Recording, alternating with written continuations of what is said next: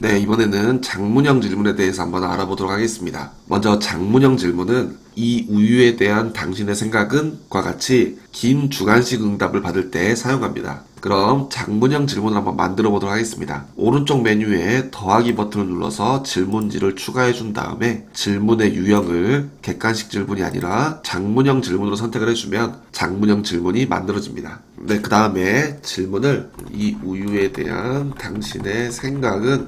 이라고 입력을 하고 이번에는 질문에 사진을 한번 넣어보도록 하겠습니다.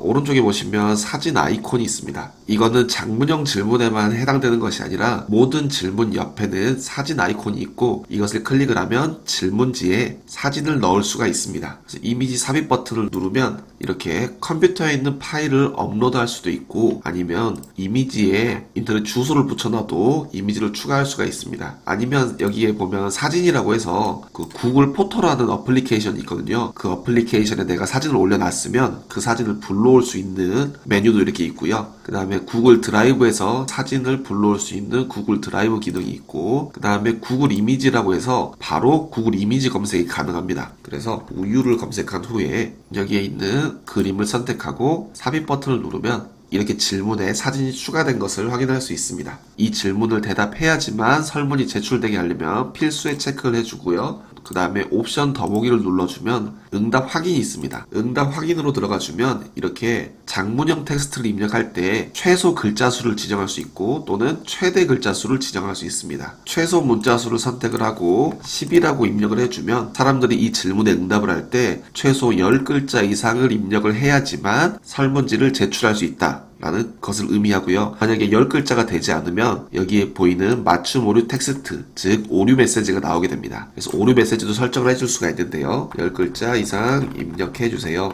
오류 텍스트도 입력해 주었습니다. 그 다음에 이 질문에 답을 입력을 할 때 10글자 이상 입력해 달라는 설명도 있었으면 좋겠습니다. 그래서 다시 옵션 더보기에서 설명을 누르고 생각을 10글자 이상 작성해 주십시오 라는 설명까지 작성을 해주면 장문형 질문 생성이 모두 완료가 되었습니다. 그 다음에 미리 보기 기능을 통해서 이 질문을 한번 미리 보면요. 지금 장문형 질문이 이렇게 있고 그 아래 설명까지 나온 것을 확인할 수 있습니다. 그 다음에 사진도 이렇게 첨부가 되어 있고요. 내 답변을 만약에 10글자 이내로 이렇게 입력을 해서 제출 버튼 누르려고 하면 10글자 이상 입력해 주세요 라는 오류 메시지와 함께 제출을 눌러도 제출이 되지가 않습니다. 그래서 10글자 이상을 입력을 하면